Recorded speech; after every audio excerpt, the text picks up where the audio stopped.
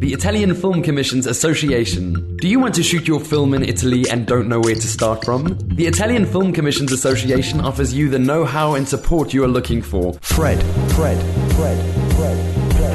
Film Radio, I'm Matt Micucci from the 64th Berlin International Film Festival. Io sono Valentina Pompili al Tokyo International Film Festival. Soy Antonio Becker y estoy aquí con Internationalen Filmfestspielen in Berlin. Mein Name ist Beatrice Bedel. أهلا بكم في Film Radio. Fred, the festival experience in 23 languages. People of the universe, welcome to Fred Film Radio's weekly radio show on all things cinema, Big Fred Tuesday. I'm your humble host, resident vegetarian Matt Micucci, coming to you through the power of the interweb to bring you interviews with film guests from all over the world, news and other goodies from our extensive archive.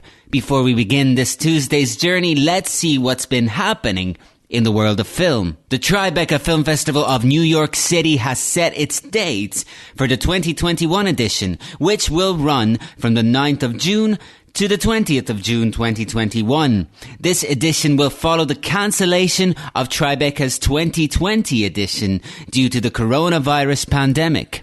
Tribeca Enterprises made the announcement last week, noting that the new dates reflect shifting calendars and efforts to ensure that the festival will take place in the safest environment. Submissions for all categories will open on the 8th of September. Michel Hazanavicius, Berenice Bejo, Michel Franco and Riti Pan will be presenting individual masterclasses at the 26th Sarajevo Film Festival this year. The masterclasses will be running online like the rest of the festival, which will take place from the 14th to the 21st of August. The big news from last week was the announcement of Disney's major new live-action version of Mulan will be skipping its theatrical run. Instead of launching in cinemas, the movie will premiere on Disney Plus on the 4th of September for a premium rental rate. Disney CEO Bob Chapek says Mulan's big move isn't reflective of a new business model for the company, and it was a decision taken in response to the COVID crisis. Speaking of Disney, we will begin our program of interviews for this show with Nils Daniel Peiler of the German Film Museum to talk about their new exhibition, The Sound of Disney. We will then be talking with music artist, composer and filmmaker Alan Kryszak about his work scoring silent films, with a particular focus on his work on the 1920 John Barrymore classic Dr. Jekyll and Mr. Hyde. And last but not least, we will take a trip to Cleveland, Ohio to speak with the co-founder and director of the Cleveland Cinematheque, John Ewing. All this and more when we return. Our first guest is Nils Daniel Peiler to tell us all about The Sound of Disney, the new exhibition of the German Film Museum in Frankfurt. Nils, welcome to the show. Hi, Matt. Thanks for having me. It's a real pleasure for me to have you here. The focus of this interview will be the museum's latest exhibition, which runs from the 7th of August to the 10th of January, named The Sound of Disney.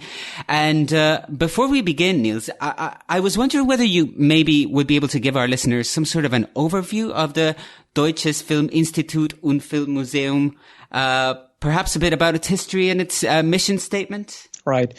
Thank you. It's one of the oldest institutions of its kind in Germany, and it's one of the largest. And it's based in Frankfurt here. It has a rich collection with its own film archive, poster collection, music archive, etc. So we're having 2 to 3 major exhibitions per year. And our special exhibition for this summer is The Sound of Disney. So it's our new show that we're having accompanying our permanent exhibition at the museum, which is also accompanied by many film screenings. The museum has its own cinema. We have workshops, panel discussions, talks, and many film screenings, of course. Before we start to talk about The Sound of Disney, what are some examples of previous exhibitions? So we had a show, for example, about single films, which have an outstanding position in the history of film, such as Stanley Kubrick's 2001: A Space Odyssey. We did a major exhibition for its 50th anniversary 2 years ago here at the museum. There's also the Stanley Kubrick touring exhibition that actually started here in Frankfurt at the Deutsches Film Museum back in 2004, 2005, which is still on its world tour at the moment at the Museum of the Moving Image in New York City. Or we also had exhibitions about costume design, about art design, film music composers, of course, from time to time, special exhibitions about German film history, such as Rainer Werner Fassbinder, or just the latest exhibition before our show now about Son of Disney was about the very famous actor Maximilian Schell. Wow, that's some really interesting stuff there. And now, of course, equally as interesting, the new exhibition, The Sound of Disney, which you mentioned. But would you like to maybe give us a brief introduction of it before we dissect it a little bit? Yeah, sure. It's a very interesting focus that we have with this new exhibition because with film museums and film museum exhibitions, in general, the focus is more on the visual aspects of film. And here, well, not for the first time, of course, but with new, how could you say, with a new awareness, we focus on the sound aspects. So the center, at the core of the new exhibition, there's not the visuals, the visual part of film production and film reception, but it's the sounds, it's the voices, the music, and everything related to it. So we changed a little bit, we shifted a little bit the attention towards the sound. In other words, it offers a new perspective on an underexplored aspect of the history of Walt Disney and Disney films. This is a starting point maybe to explore the historical context of the exhibition, because I understand that Walt Disney was a pioneer in the use of sound in many ways, in cinema at large, but particularly in animated films. But what is the historical context in the sense of why did he perceive the importance of sound and why did he experiment with sound so much? Well, Disney was actually one of the first who pioneered synchronized sound in animation back then in the late 1920s. So there were, of course, the Fleischer studios at that time. They already started in the mid-20s. And so Disney wasn't the first. But Disney was very popular with his early sound cartoons in the late 1920s and the early 1930s. He started, of course, with Mickey Mouse 1 year after the big success of The Jazz Singer in 1927, and Steamboat Willie was released in 1928. And then he had, after this big success with Mickey now talking with his own voice, by the way, with Walt Disney dubbing Mickey Mouse in the early years, he started with a very popular series back in 1929 until 1939 for 1 decade with the so-called Silly Symphonies. And that was a very big success at the box office and with the audience and the critics. So he pioneered early synchronized sound with music that was the basis for the animation. So it was the way that the music came first and the dialogue was recorded first and the animation was drawn after it. And here's an interesting term that I recently came up with. Actually, it was mentioned on an interview that I recorded yesterday, and then I saw it in the description of the exhibition. Mickey Mousing. How? What does that term mean? Yeah, well, that's a special term that was coined by David O. Selznick. It was not by Disney himself, but of course everybody associates it with Disney and his most famous character, Mickey Mouse, his alter ego. And this Mickey Mousing means there's a kind of a doubling in the synchronized sound, that the music that accompanies the scenes doubles the action that you actually see in the images. So for us today, it may sound a little silly or a little too much in this doubling. But in the early years of synchronized sound in cartoons, that was the common technique. So to accompany the action with doubling the action through the sound effects. You mentioned the Silly Symphony films, but then also in 1940 there was a landmark production, Fantasia.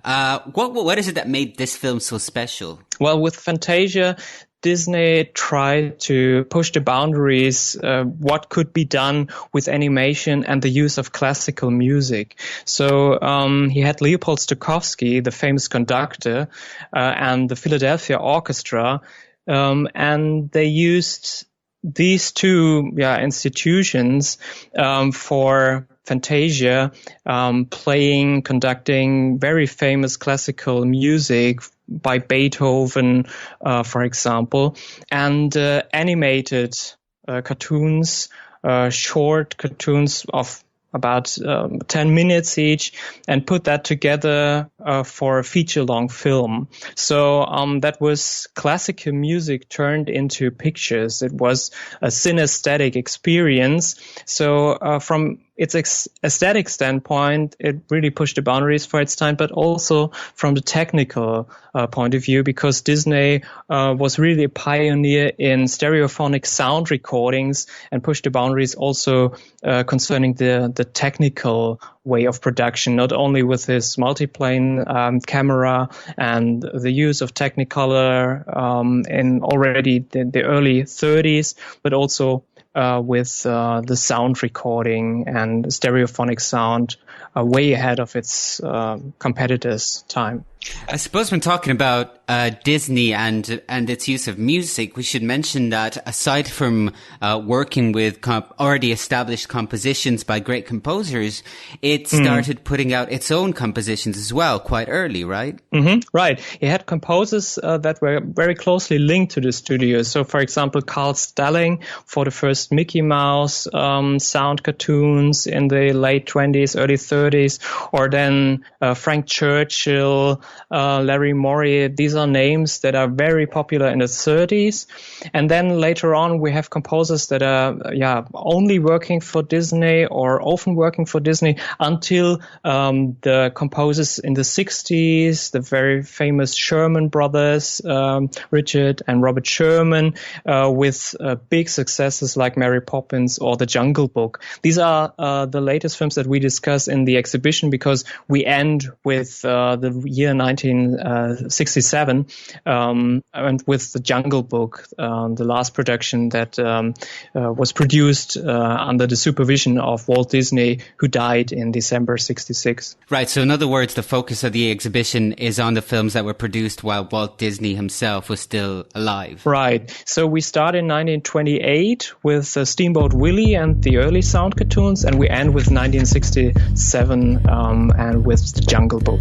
We'll be back to talk some more about the German Film Museum's new exhibition, The Sound of Disney, after this. We're back with Nils Daniel Peiler of the German Film Museum to talk more about the new major exhibition, The Sound of Disney. And so far, we have prominently discussed the role of music and experimentation with music from Disney films from the 20s to the late 60s.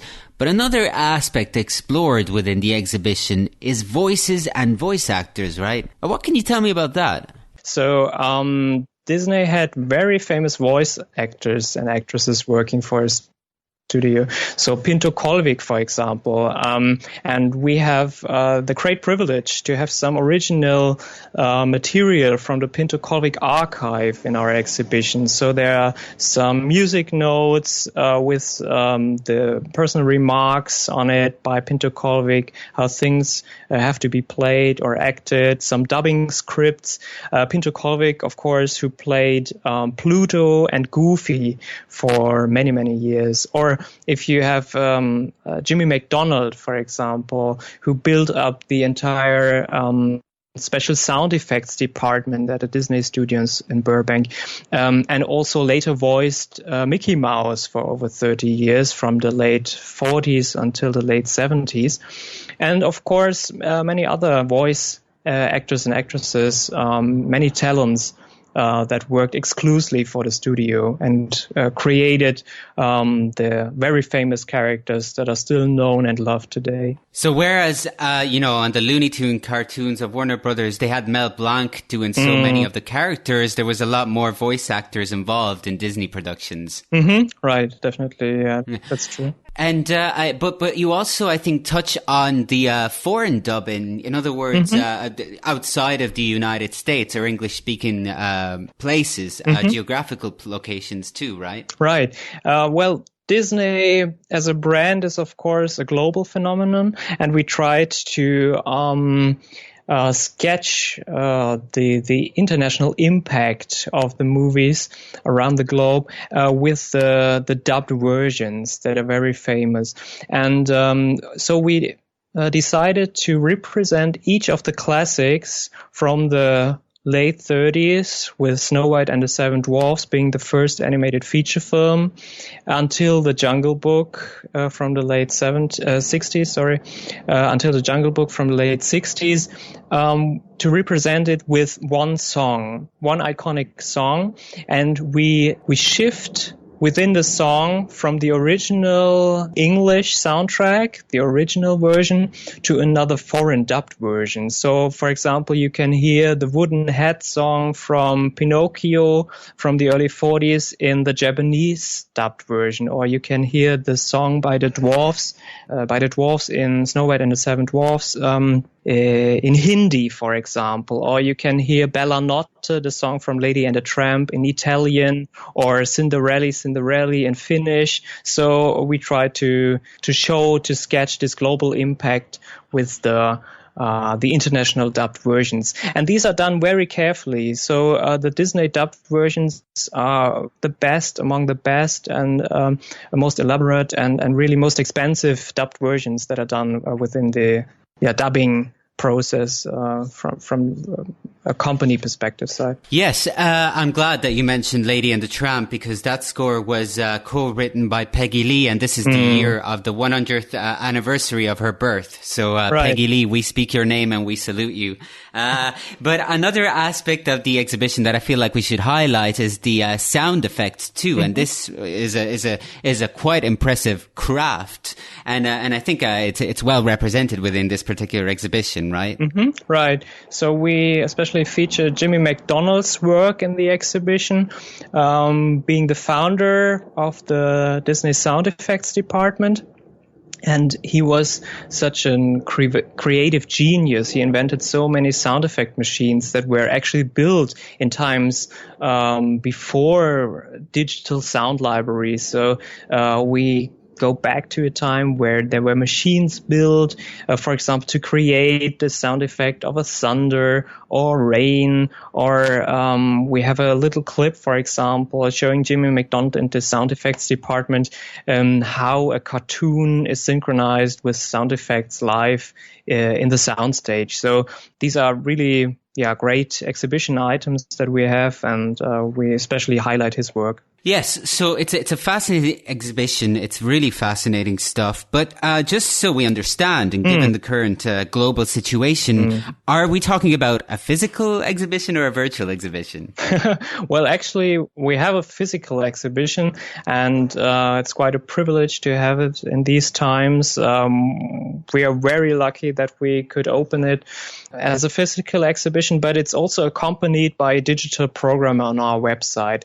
So we're doing both at these very strengthening times. So we have live events at the exhibition. We have guided tours with small groups, for example. We have individual visitors, and we have all the accompanying events with talks, with lectures, workshops at the German Film Museum here in Frankfurt, but also we have an accompanying digital program on our website. For example, in August, we start with an interview with the famous Disney legend Andreas Deja, who grew up in Germany and fulfilled his dream to become a Disney leading animator. And he worked for Disney over 30 years, and he's giving us insight into this very creative time, working for Disney for over 30 years and creating such famous characters such as Jafar from Aladdin or Scar from The Lion King, for example. Wow, it sounds really exciting. And how long does it take to put an exhibition like this together? And where does the treasure trove of material featured in the exhibition actually come from? Mm-hmm. So we started back in 2019 already preparing the exhibition. And of course, we hope to open it before the Corona break happened in spring, but then we had a delay caused by the pandemic, and we're now very lucky to having it open in August 2020. So you could say it took over a year from the very first preparations until the opening, caused by the pandemic delay. And the items come from very different collections. Nothing comes directly from the Disney archives, but we had a very close contact in collaborating with Disney for the exhibition, both for Disney Europe and especially Disney Germany in Munich, but also the Disney archives in Burbank in California. But most of the items actually come from a collection from Munich, the Munich City Museum, and they are holding a very rich collection of Disney original cells and cell setups that were put together, that were curated back in the late 50s for a touring exhibition by Walt Disney. So we're very lucky to have access to this treasure. And the Munich City Museum back then was lucky in 1963. So this special touring exhibition that was curated by Walt Disney back in the 1950s toured around the world and showed the audience how Disney animation was made at that time. And there were special original cells from the original movie productions that ended in the exhibition and new cells that were produced showing how cell animation was made. And materials ended up in the collection in Munich because the last exhibition stop of the World Tour exhibition at that time was Munich. So we are very lucky that we are now having this treasure from the Munich City Museum and having these originals in our exhibition. Absolutely. It's great that they were preserved that way. Excellent. So let's remind our listeners that the Sound of Disney exhibition runs at the Deutsches Filminstitut und Filmmuseum from the 7th of August to the 10th of January 2021. How was my pronunciation, Nils? I probably butchered the name. No, that's great. You can also say German Film Museum. I mean, it's the same. I probably should have gone for that one. But Nils, it's been an absolute pleasure. And just a final quick question, and as a bit of fun, which one of the classic Walt Disney characters is your favorite? Or who do you identify with the most and why? For me, it's always been Donald Duck. But how about you? Oh, well, that's a tough one. Well, The Jungle Book. The last picture that we feature in the exhibition is very popular in Germany. I have to admit that because of the German dubbed version, which was done very carefully, but also with very free translations back in 1967. And there are some very iconic songs. For example, the German version of The Bare Necessities, the iconic song by the Bear Baloo. So maybe I would opt for that one, the Bear Baloo in the Jungle Book. Baloo, all right. Yeah, cool. Great stuff. Nils, it's been a pleasure. Thank you very much. The pleasure was mine. Thank you so much, Matt. Let's take a look at one of our top interviews from previous editions of the Venice International Film Festival as we gear up to cover this prestigious annual event once again. In this interview, Fred's Chiara Nicoletti spoke with Guillermo del Toro and Sally Hawkins about The Shape of Water and would go on to win big at that cinematic season's Academy Awards. Take a listen. First of all, Guillermo, I have to say that the first thing I thought after the film is that I didn't have words, I didn't have questions, I just wanted to argue. Oh, thank you. Thank you so much. Time for that. I thought you said argue. Yeah. I was a bit worried. Anyway, so my question is, how can you make us always believe? I feel that the whole concept of suspension of disbelief is something that you shape in your own way. It's like you're clicking a button in us and we believe. Well, sometimes you fail, sometimes you get it right. You never do it. And when you what you do is you do the same thing. A movie is a lie, and like any good lie, you need to adorn it with certain truths. If I tell you I'm late because my car broke down, you don't believe me. But if I tell you I am late because my car broke down and I went to change the tire and I lost and I tell you and it was so hot and you go, okay, it's real. So what you do is that you lie and then lie and lie and lie in order to find the truth emotionally, because at the center of all those lies, the emotion has to be completely true. Sally, how was this journey? How did you find your true Eliza? It was on the page. It was all there. I just had to step into the shoes and on those sets. I mean, it was pure. I just feel it from day one, and I as soon as I met Guillermo, I felt it and knew it, and knew how important it was, and I was just on, like Eliza, in that dream and following and going with the flow of it. But her truth is all there. It's so palpable.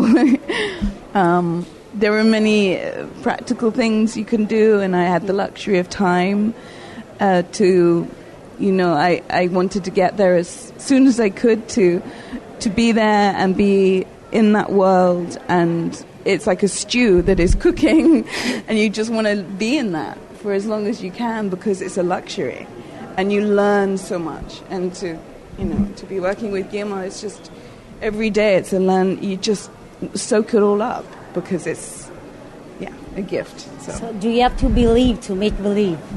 Yes, completely. And fairy tales, we all need that to understand how the world works. It's so important. Completely. I will stop talking now and let the master. Yeah, it just that. What struck me is that still it's a fairy tale, but it's not. No.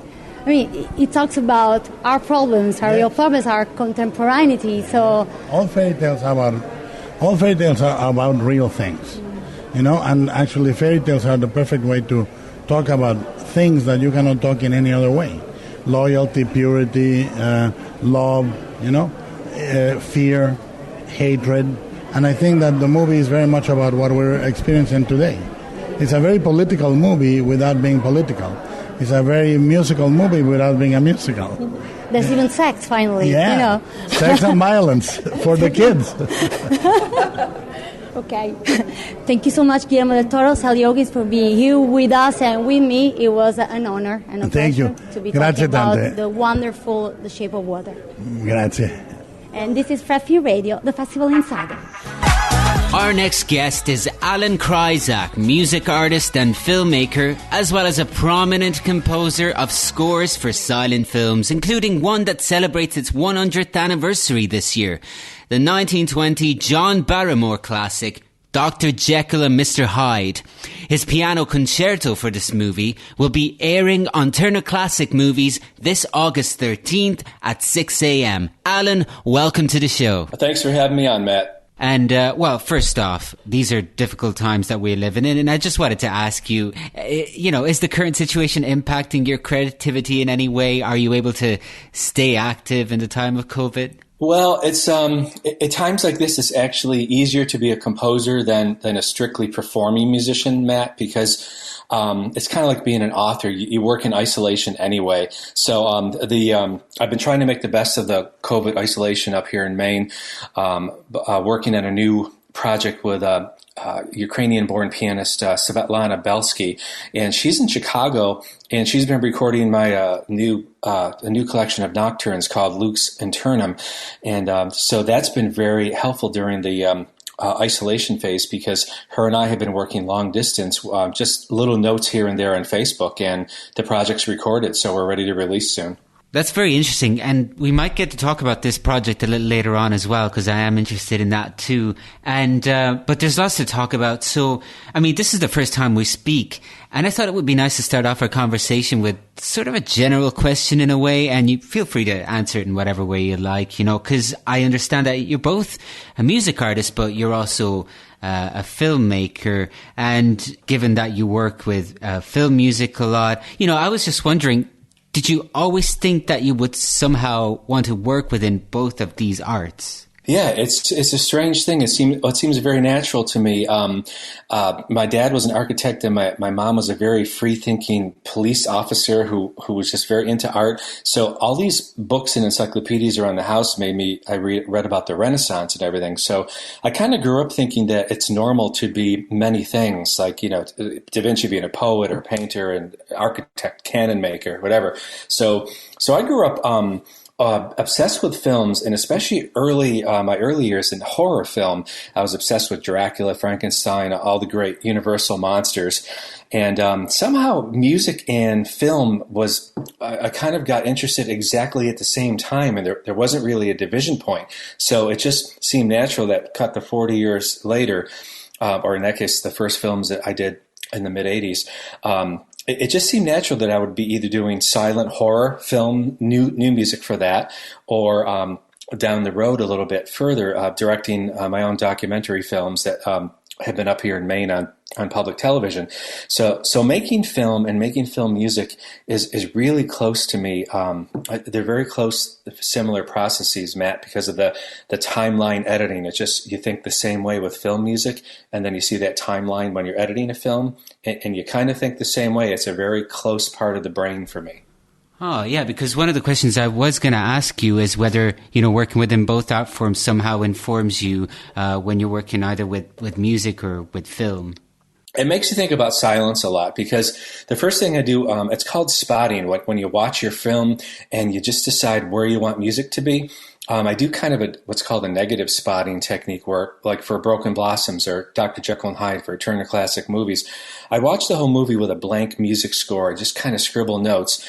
But I would definitely put notes into where I don't want music or don't want any kind of sound, so that I could leave some breathing room for the drama on the screen.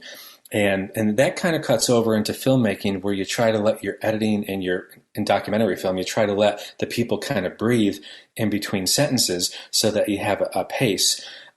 So working with my first film scores were silent film, like Nosferatu in New York and Intolerance in New York City as well. Watching those just made you appreciate silence more, because you had an hour of music and you didn't feel like you had to pack all your information and your inspiration in. So you could film really lets a composer spread out and take long strides and long breaths. And you don't feel like you're so constrained, like in a piece of concert music. By the way, Intolerance is one of my favorite movies, so I might have even watched it with your score. I'm not sure whether I have, but I've seen it many times actually. Oh, that was a monster! Film. Yeah, that was actually, I don't think they picked that up my score on cable right. yet, but it was live at Symphony Space on a film series called Censorship, hosted by Martin Scorsese, and it was a live score with 4 electric guitars and violin and percussion, and that we performed that live, and it was quite an endurance feat, because by the end our strumming right hand was not really anticipating what it would feel like after 3 hours, you know, so it had to plan ahead a little bit. Yeah, yeah, that's right. I didn't think of that, but that's definitely, I would see how that would be a problem. I want to go back a little bit and just ask you, in terms of actually, you know, becoming interested in film and music, who were some of the film composers that you remember becoming aware of, and who perhaps influenced you in your formative years? The very first stuff I heard as a really young, but honestly, Twilight Zone. I was amazed by, first of all, how challenging and dramatic and terrifying some of those stories were on primetime TV. But the scores really stuck out, because that and the TV series Kung Fu, they were the first atonal and experimental harmonic new music film scores that I ever heard, even though they were in miniature form like Twilight Zone, you know. But the composers there, we're talking about Bernard Herrmann, Elmer Bernstein. These are some of the great film composers of major films later on. Of course, Hitchcock with Bernard Herrmann and Elmer Bernstein. To Kill a Mockingbird. So I actually didn't know I was listening to film composers, Matt. I just loved the music I was hearing on Twilight Zone, and that's my very first memory of thinking, like, where is this sound coming from? Oh, I'm a big fan of the Twilight Zone as well, you know. So I recently actually just rewatched a few of the episodes back to back. I was thinking of just watching them all. Actually, they're so fascinating. You definitely can watch them back to back. I feel like they're it's so easy to challenging. binge on it. Yeah, and they're so challenging. The subject matter does not flinch. You know, you have subjects on that could be applied to today. You know, as far as how we deal with each other, or how we deal with neighbors. You know, you mentioned earlier that you were drawn to horror film, and I wanted to go back to that point. Why do you think you were drawn to them? I was really into horror movies as a very young kid. I don't know why exactly. My mom was very tolerant, as I said, and I had a graveyard on my dresser when I was like 8, and I had all the Universal Monster models on top of that, including a glow-in-the-dark skull. So some of my friends were afraid of me, but the ones who understood me got it. But I was really interested in the heroism of some of the stories inside, and some of these stories. Like in Frankenstein, as a kid, you start to understand the sympathy of, like, wait, he's not just a monster. There's more here. And Dracula especially fascinated me. And I found out just recently, like, I'm not only Polish, but apparently I'm half Romanian. And it really makes sense that I have Romanian or Transylvanian specifically, according to my ancestry DNA stuff. It kind of makes sense that that's inside me, because it explains a lot about why I was so obsessed with these dark scales, like the Phrygian mode and alternative Eastern European scales, and these dark, these deep tones and experimental music when I was a kid. It just kind of, the hereditary aspect kind of explains that I have that Polish and Transylvanian blood in me. And to be kind of stereotypical, it kind of determined a lot of the films I liked, and the kind of music and the auras I was trying to create with my scores. And what about silent films? Were you watching silent films, before you actually started scoring them? Did you have an interest in silent films? I didn't really know about silent films till much later, and then I just dove into them in my 20s. I was lucky enough there were a couple of great happy coincidences that happened in my career. I'm very fortunate about. Sandra Bernhack is a person I contacted randomly in New York by phone saying, hey, I need a print for Nosferatu. She was in charge of the Killiam collection and had a library of hundreds of films that she was dying to get out there in the early days of DVD. And so she hooked me up with the obvious ones I wanted were, like, Dr. Jekyll and Mr. Hyde and Nosferatu. So Nosferatu is really the turning point for me, because I dove into that score as an electric guitar score. And performed it in Los Angeles at the Cinematheque for the Directors Guild, and also performed it in New York City. And that was really the first film that hit me like, this is everything I loved about horror movies, except it's this silent first version of it. So I was able to, it's kind of selfish when you're a composer, because 71 minutes is music, me playing to Nosferatu. And in a modern film, a composer, unless it's an action movie, would be lucky to get 11 actual minutes, of score in a film. So this idea of a 71-minute score really blew me away, and thought I could really learn how to write music if I have these long forms that I have to kind of struggle with. So I wrote an electric guitar and acoustic guitar and hammered dulcimer score for that, and played all the instruments live. And that was kind of my first real dive into the horror movie and the silent film as a live accompanist with new music. We'll be back with more from Alan Kryszak after this. And we're back with Alan Kryszak. Before the break, we had just started talking about silent films, and one of the ones you have worked on, Alan, is the John Barrymore 1920 classic, Dr. Jekyll and Mr. Hyde. Now, the film, accompanied by your score, will air on Turner Classic Movies this August 13th at 6 a.m. So what can you tell me about working on this particular film? Well, that was Sandra Bernhack and I have a funny relationship, because she was always trying to get me to look past horror movies. I was like I was 30 years old, but I was like the 14-year-old, like, hey, I want something more scary. And she was trying to get me into these amazing things like Christmas Past, which I did for Kino DVD. But I had really pestered her for Dr. Jekyll and Mr. Hyde with John Barrymore, because it's a huge landmark film, but it's really not known. And I had studied film for years, and I did not see it. I did not even see it in the New York revivals. And I was just blown away when I saw it, because it was such a deeply human and disturbing film of John Barrymore tearing up the role with almost no makeup at all other than lighting. So I got hooked on the film, Matt, and then Sandra lined up for me to do it. And this connects with Lincoln Center, where Sayre Maxfield, the director of film events at Lincoln Center in the 2000s, she commissioned me to do the score so I could conduct it live with an orchestra in 2004. So Jekyll and Hyde turned into a score, and I turned it, after seeing the film, with Millicent playing these little piano sections. Silent film, of course, you don't know what she's doing. But I thought that was really intriguing to make piano the main part of this film. So I turned it into a piano concerto for chamber orchestra, and was able to get the great Anthony DeMar, who's a new music virtuoso, with it. He performed the solo with the orchestra that I conducted in 2004. I'm thinking, were those scenes with Millicent a starting point for you when actually approaching the project? They were, because just like when I did Broken Blossoms, when you're watching a film, and then it's so crazy when you're a composer watching a silent film and you see a musician wailing on an instrument, and you just think, what a strange thing to focus on, because the director, D.W. Griffith, or John Robertson in the case of Jekyll and Hyde, they know we can't hear what that person's playing. So that was always like an immediate window open for me, where with Millicent playing the piano and these strange, it's like every time she misses Dr. Jekyll, she's like doing this piano piece. And I kind of just wrote a kind of subplot that she was working on this song for him, always trying to be romantically involved with him. And throughout the whole movie, every time she went back to piano, I looked at what her hands were doing, and I just made up direct one-to-one music.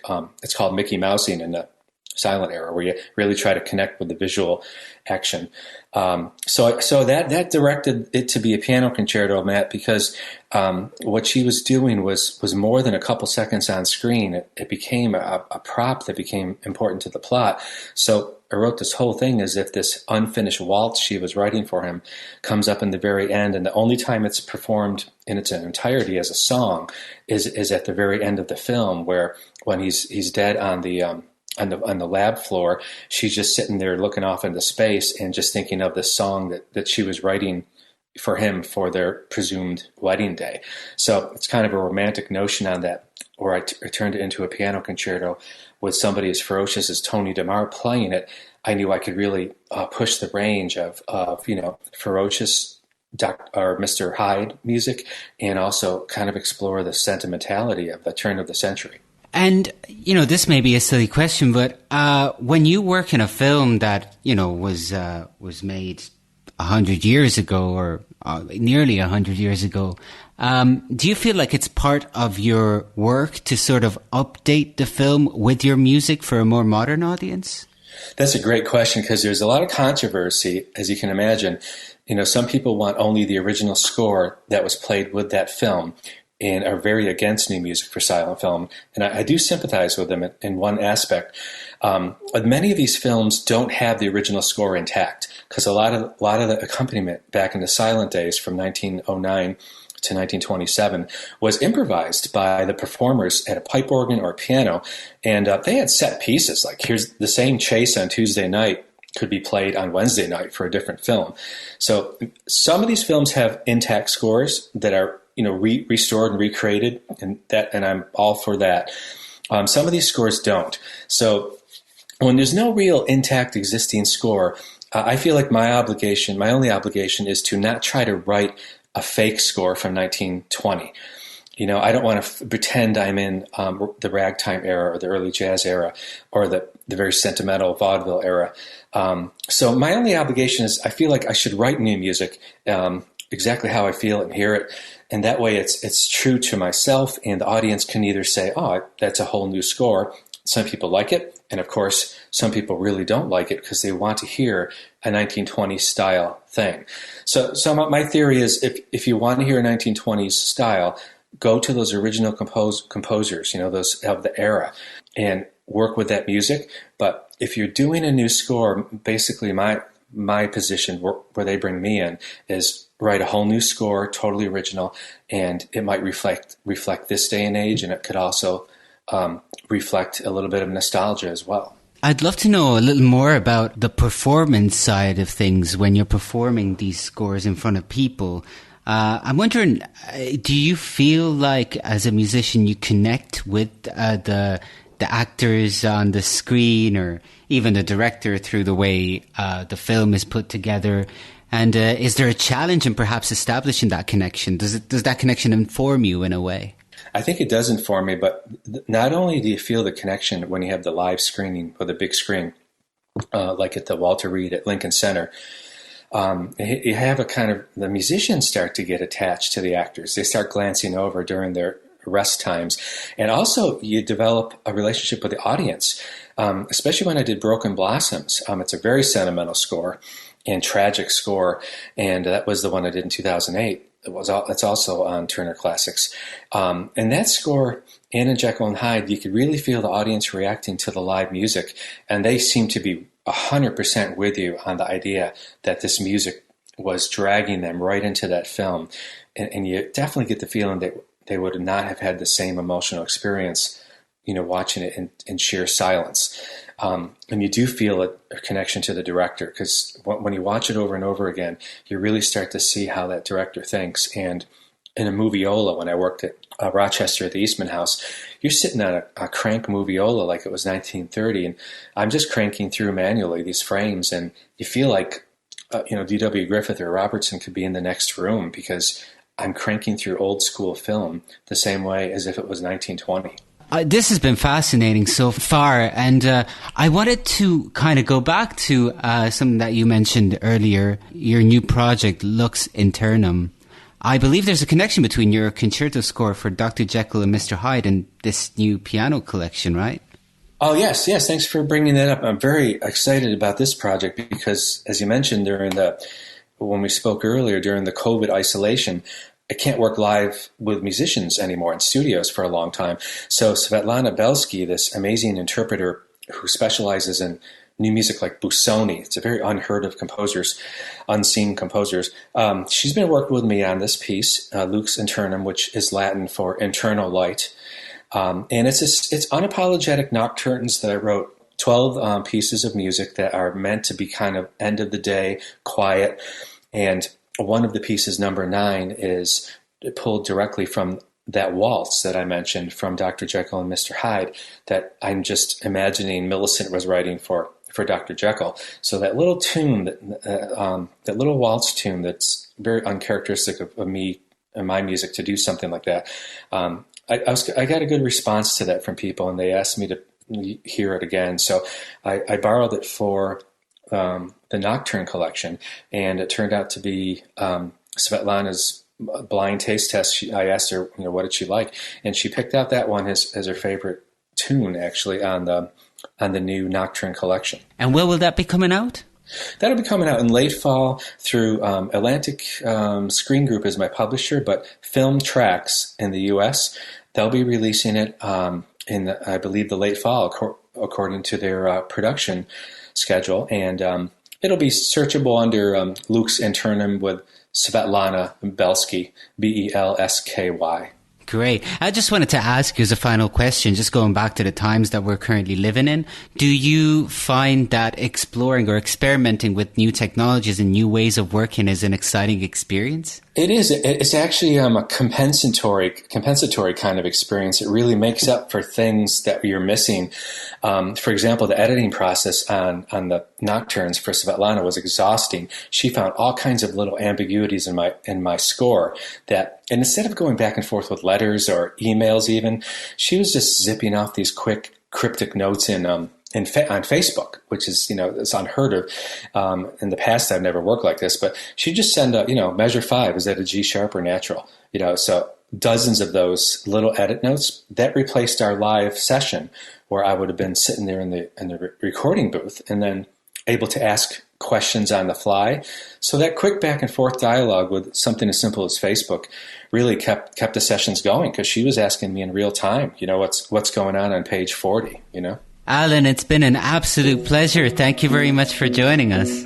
Well, thanks a lot, man. I'm looking forward to hearing it. You're listening to the Big Fret Tuesday, and if you have listened to the previous episodes of the show, you might be well aware that the Venice International Film Festival will be holding a physical edition this year from the 2nd to the 12th of September. This will make Venice the first of the major international film festivals to hold a physical edition since the coronavirus outbreak. Why not take this opportunity to revisit some of the history of what is also the oldest international film festival in the world? The Venice Film Festival was founded in 1932 as the Exhibition of Cinematographic Art and was part of that year's Venice Biennale. The first film to be shown was Ruben Mamoulian's Dr. Jekyll and Mr. Hyde from 1931. 2 years later, the festival returned as a competitive event, and it proved to be so popular that it also became an annual event. Under fascist rule, the top prize was named the Mussolini Cup, and 2 were handed out each year. One for Best Italian Film and the other for Best Foreign Film. The first movie to win the Italian award was a little-known film named Loyalty of Love by Guido Brignone, a drama set against the backdrop of the reunification of Italy. The first movie to win the Foreign Film Award was Man of Iron, a depiction of rural life in the Iron Islands in Ireland, directed by documentary pioneer Robert Flaherty. The Coppa Volpi was also introduced as an award for Best Actor and Best Actress for the first time, and this award was named after the festival founder, Count Giuseppe Volpi. After the Second World War, the Mussolini Cup was discontinued and replaced by the prestigious Golden Lion, in reference to the symbol of the city of Venice. In 1946, Jean Renoir's American film, The Southerner, became the first movie to ever win this award. In 1968, students protested the Biennale's competitive nature for commodifying the art of film. As a result, between 1960 and 1979, no film prizes were awarded at all, and the festival's reputation briefly suffered.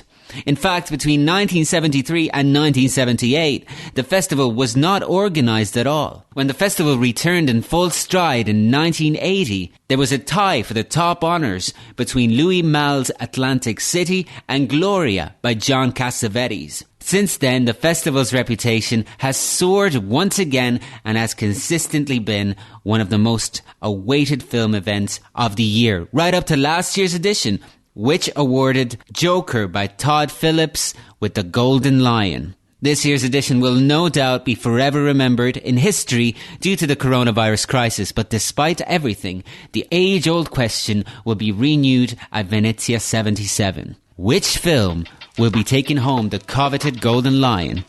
I guess we'll have to wait and see. The Cleveland Cinematheque in Ohio is celebrating its 34th anniversary this year. Joining us at this time is its co-founder and director, John Ewing. John, welcome to the show. Hi, Matt.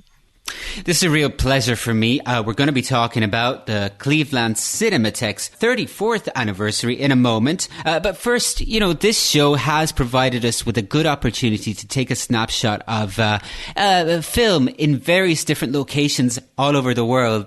John, so I was wondering whether you might be able to give us an overview of film culture in Cleveland. I mean, you feel free to say as much as you'd like about it. Sure. Well, as a native Northeast Ohioan, I can tell you pretty much everything. I guess first and foremost, well, we've got a commercial art house scene. There's a theater called the Cedar Lee Theater that's been around for probably around 40 years now. That is a multiplex and shows all the major commercial art films. We have a major art museum, the Cleveland Museum of Art, which has been around since 1916 and showing films since, I would say, very early in its history, like maybe in the 1920s. I worked for many years for the Cleveland Museum of Art, actually just retired I was the part-time 2-day-a-week curator of film at the museum for the past 34 years, and I just retired yesterday, believe it or not. And the Cleveland Museum of Art actually might have the second oldest film series, museum film series in the country, right after the Museum of Modern Art. But anyway, so the museum shows films, well, they're closed because of the coronavirus right now, but they showed like 2 or 3 different films every week. Cleveland has a major international film festival that draws, like over 100,000 people in a 10, 11-day period. That's now in its 43rd year, I believe. And then we have some university film societies. And then we also have, for the past 34 years, the Cinematheque, which is based at the Cleveland Institute of Art, which is an art college, a private art college. And I've been running that for the past 34 years as well. So that's kind of the film scene in a nutshell, I guess. Sounds like there's a lot going on in Cleveland then. Yeah, I should mention there are also these kind of like short festival, kind of these pop-up festivals, but some of them have been around for 10 to 20 years. There's a Jewish film festival. There's like an African-American film festival, a so-called urban film festival. There's a festival of short films. There's an Ohio independent film festival. I'm probably forgetting something. There's an Italian film festival. So there's a lot that goes on throughout the year. Cleveland's actually a very good film town. Obviously we're not London or New York or, Berlin, but we're probably the best in Ohio, I would think. And John, I'm curious, do you remember when you first became interested in film, you yourself? Oh, yes. I was like in probably junior high school.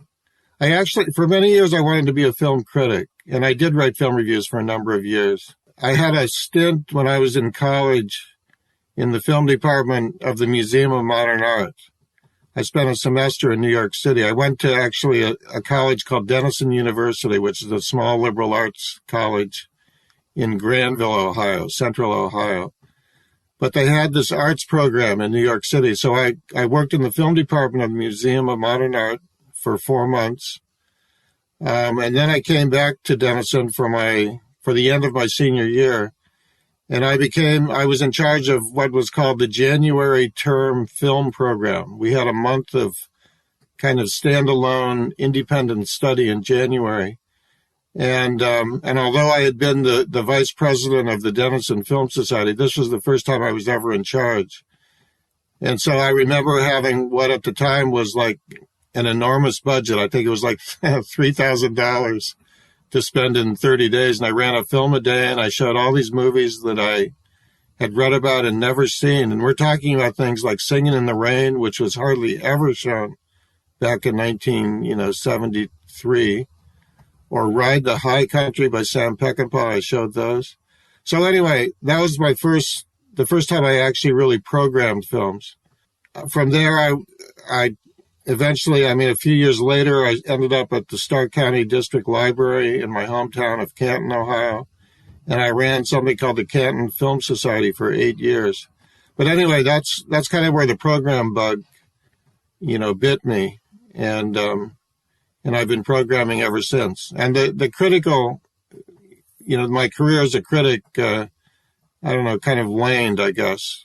I did write for a number of different publications, but I found the programming a more positive kind of enterprise, and it was a way to kind of indulge my love of movies. And so your love of movie contributed to the foundation of the Cinematheque, right? So when was it founded, and what would you say was its mission statement? It was founded originally in 1985. It was incorporated as a separate nonprofit corporation. And we showed films, the address was my home address, and we had a small board of 3 people, one of whom was George Gund, who was a guy with a lot of money and was also a huge, film buff. The reason we founded the Cinematheque was that I was frustrated as a movie buff because, as you know, there are these major touring film film series that go around, traveling retrospectives. Back in that era, there was like a complete Kenji Mizuguchi series that went to the Museum of Modern Art, and a Satyajit Ray series, and Ozu series that played at the Japan Society in New York. These touring series would traditionally go to New York. They would go to Chicago. They would go to the Pacific Film Archive in California and a few other places around the country. And I was frustrated that they weren't going anywhere between New York and Chicago. So I thought, well, let's create a Cinematheque in Cleveland and try to bring in some of these traveling exhibitions and show them here, because there are a lot of people around here. This part of the country is like the most heavily populated area of the U.S. I mean, aside from California. So anyway, that was kind of the impetus at the very beginning. I'm thinking as well, because this may be a little difficult to understand even for this day and age, but there was a time when it was really difficult to get access to these films. I feel like now, perhaps, what's very difficult is to get that theatrical experience for certain films. Right. You're absolutely right. The access is, I mean, now that I'm home all the time, I am watching movies on, Netflix and Amazon Prime and, other movies that are being streamed. And I realize Amazon Prime itself is like an amazing resource. It's kind of an online Cinematheque. But what I really miss is the theatrical experience. And that to me is really what the Cinematheque is all about. And I think that has to be our primary mission. But you're right. I mean, people don't know, but when I was in college, I would drive to nearby campuses. I remember going to Kenyon College to see Stranger on a Train, and I drove up from, Granville, Ohio to Cleveland, which is about a 3-hour trip, to see Nights of Cabiria. I went to Detroit to see Deep Throat. I shouldn't admit that probably, but the film wasn't allowed to be shot in Ohio, but they were playing it in Detroit. So back in those days, and this is in the days before, video cassettes, VHS tapes, beta tapes, you had to drive to see this stuff. So I went to New York actually to see films in the Mizuguchi series and the Satyajit Ray series. I went to the New York Film Festival for a number of years. You really had to travel if you wanted to see everything that you wanted to see.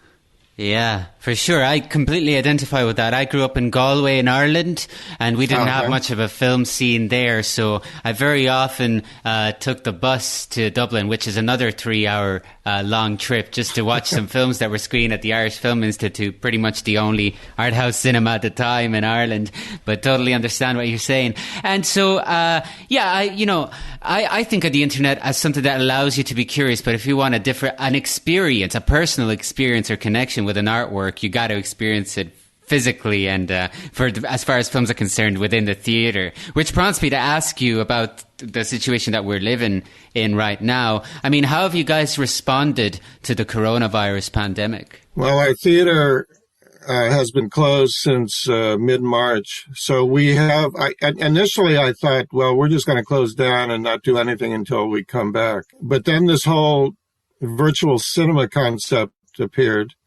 And I was a little reluctant to take the plunge, because the Cinematheque is all about the theatrical experience. And I thought, well, this isn't our mission. This isn't what we do. But then when I noticed that theaters that I admire, like the Pacific Film Archive and Film Forum in New York City and, other theaters, when they started doing it, I thought, well, maybe we should, think about doing this. And then when Kino Lorber, which is an American art house distributor, set up, they were one of the first to kind of adopt this whole virtual cinema idea. And they explained it as a way to not only let people, see movies while theaters are closed, but it also supported independent cinemas, which were, which had no revenue coming in because we weren't showing movies. And obviously the film distributors need theaters as much as theaters need the film distributors. And so they created this revenue sharing model, which was really kind of unprecedented in my experience. And so we adopted it pretty early. We started streaming movies by the end of March. I think we were the first theater in Cleveland to do it. And it's only us and the Cleveland cinemas, that Cedar Lee Theater, the art house I mentioned earlier. There actually are a couple other art houses in that chain. We're the only two theaters right now that are streaming movies online. And we've been doing it now for, well, what is this? Not quite September, but 5 months at least. We'll be right back with more about the Cleveland Cinematheque after this. And we're back with John Ewing, co-founder and director of the Cleveland Cinematheque in Ohio. Just before the music break, we were talking about how the Cinematheque has been hosting virtual events online and screening films online since the coronavirus outbreak in March. But I was wondering, was this the first time that the Cinematheque had engaged with online technologies? No, all we did online before was have, a website and a Facebook page, and no, we never did any screenings online.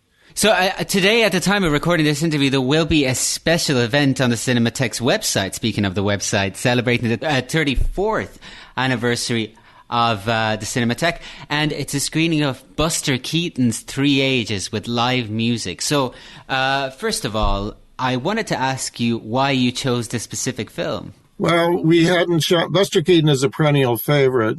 We hadn't shown Three Ages for, I'd say, at least 20, 25 years. We've shown other Keaton films since then, and many Keaton films since then. It was something I actually wanted to show in the theater because I thought that, we were overdue to screen that film again. Another, of course, plus is that in the United States, that film is in the public domain. So we were able to show it, inexpensively without paying a royalty to somebody. And since we're paying a projectionist, Ben Modell, to accompany the film live from his home in New York City, we wanted to save, money as much as we could. So that's how we chose it. And what can you tell me about the film itself? Well, the film it was Buster Keaton's first feature film. It's from 1923. And Keaton, had made a series of two reel comedies at this point. But he wanted to make the leap into feature films.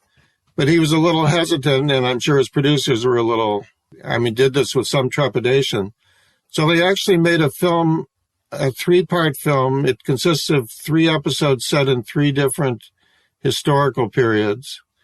The Stone Age, ancient Rome, and then, the modern era, which is the Roaring 20s. And I guess the thinking was that if the film flopped as a feature, they could split it apart and release it as 3 two-reel comedies and, recoup their money. It's not as great of a film as, movies that were yet to come in Keaton's career, but it is Keaton.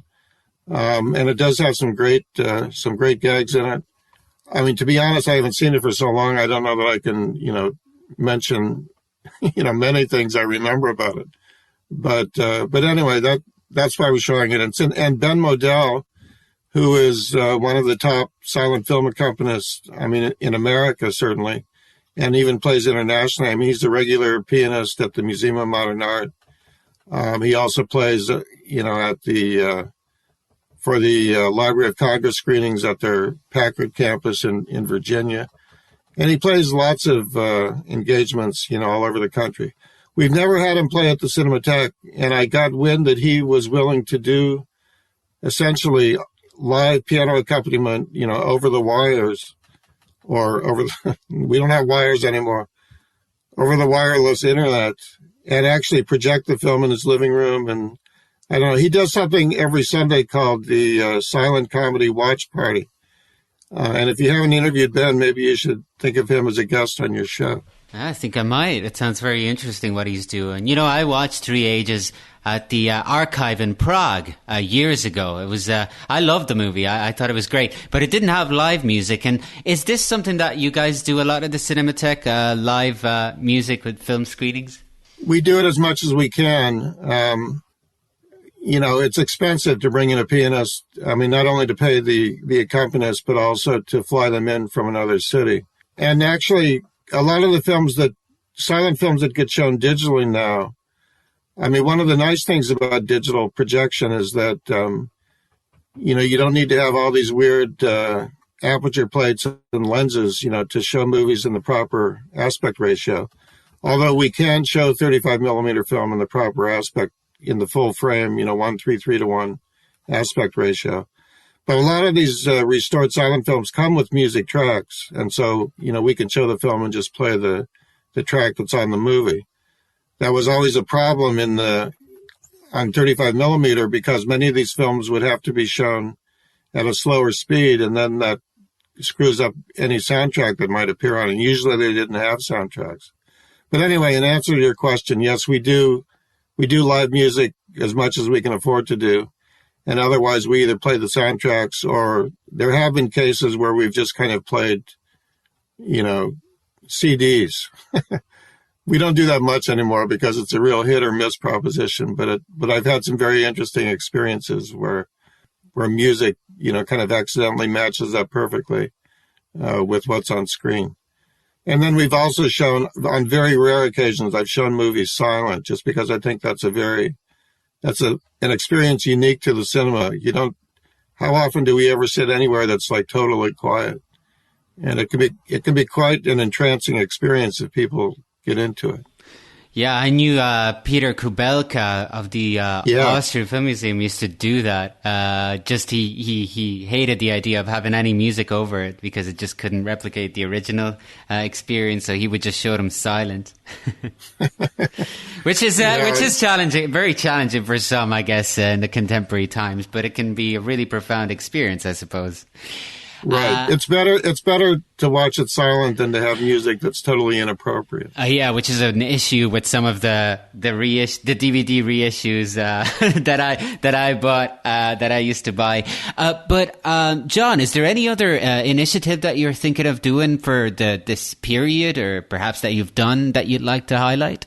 Most of what we're doing, like I said, is the streaming of films, and we're doing a lot of films that are exclusive to Cleveland. We're showing movies which we would have shown theatrically if we were open to do it. We've been streaming we're probably over 50 films now. We usually open like 5 different movies every week and play them for at least 3 weeks.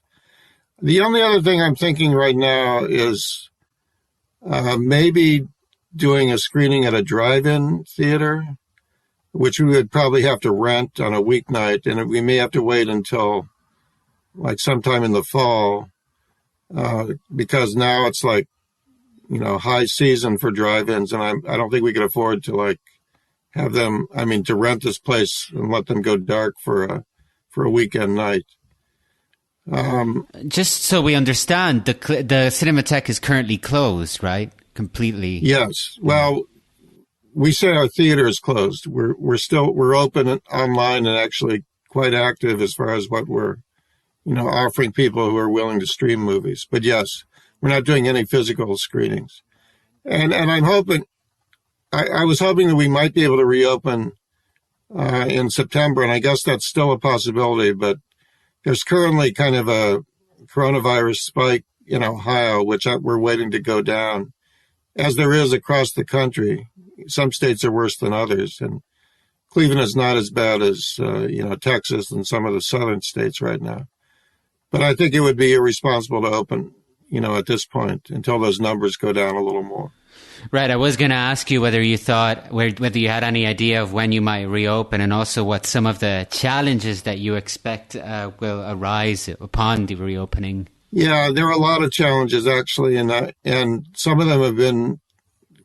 I made plans, and then my plans were kind of scotched by other things that took place at the Institute of Art, because the Institute of Art is an art school, and our auditorium, which we use, 4 nights a week, is used during the day by students. And so our facilities department has just gone in and essentially blocked off like 2 seats between every seat, and every other row has been blocked off. So if we opened up and showed movies, no people, not even a married couple, could sit next to each other.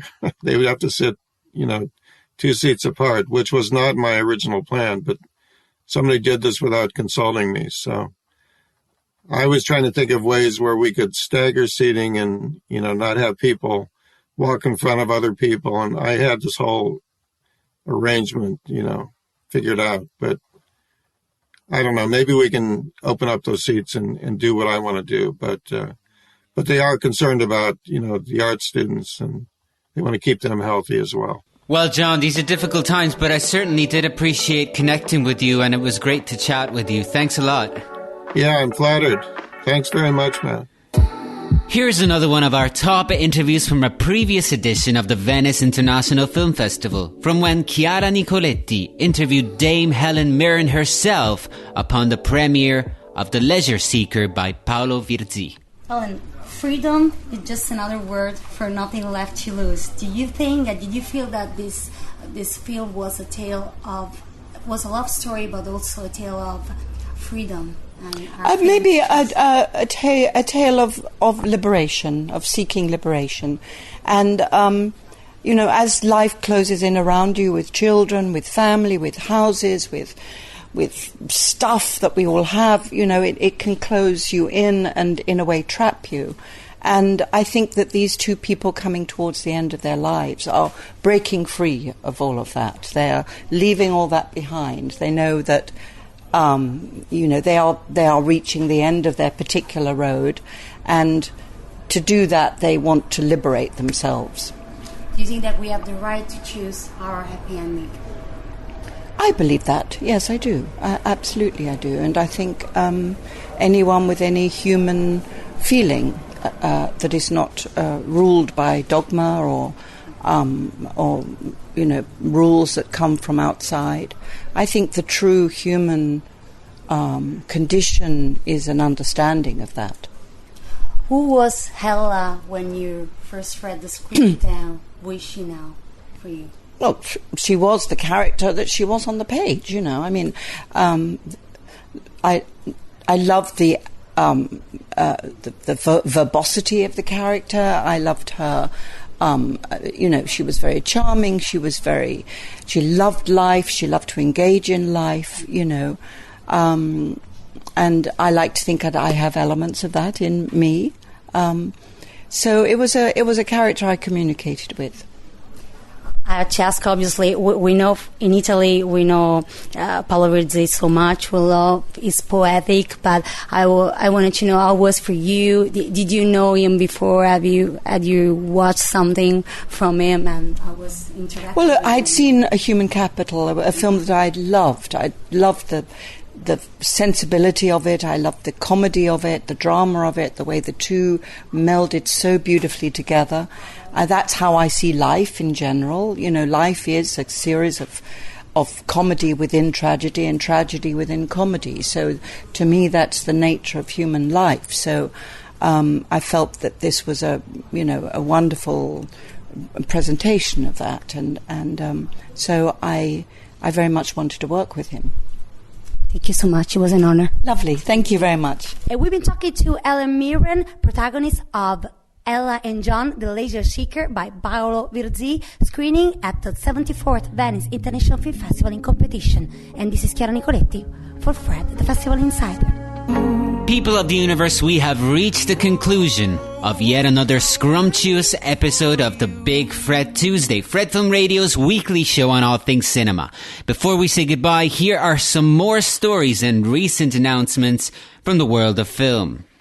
Variety reports that while resurgent waves of COVID-19 have caused new lockdowns and stay-at-home restrictions in places including California, Hong Kong and Australia's Victoria State, nearly half of the world's cinemas are now back in operation. This is according to data from the United Kingdom's Gower Street Analytics. Most cinemas in the world now operate with physical distancing or other capacity restraints, meaning that revenue growth cannot yet match the increasing number of active venues. The Tokyo International Film Festival will host physical screenings at the 33rd edition, which is set to take place from the 31st of October to the 9th of November. While the announcement was made last week, a representative of the festival added that plans may change depending on the global health situation. While screenings in Tokyo are set to take place in theatres, symposiums and talk events with international guests will be held online. With that, we really have reached the conclusion of this week's Big Fred Tuesday. Don't forget to tune in next week for some more spiel about all things cinema. But for now, stay healthy, stay safe, stay strong, and stay tuned to Fred Film Radio, the Festival Insider. Fred. Fred Film Radio, this is Nicolo Comotti here at Venice Days. Fred Film Radio, sono Chiara Nicoletti. Angelo Acerbi pour Fred Film Radio, on est au Festival de Venise. Fred Film Radio, z wami są Borku Terzik. Fred Film Radio, radio filmowe Fred, z tej strony Anna Tatarska. Fred, the festival experience in 23 languages. Fred Film Radio. 24/7 on Fred.fm and smartphone apps.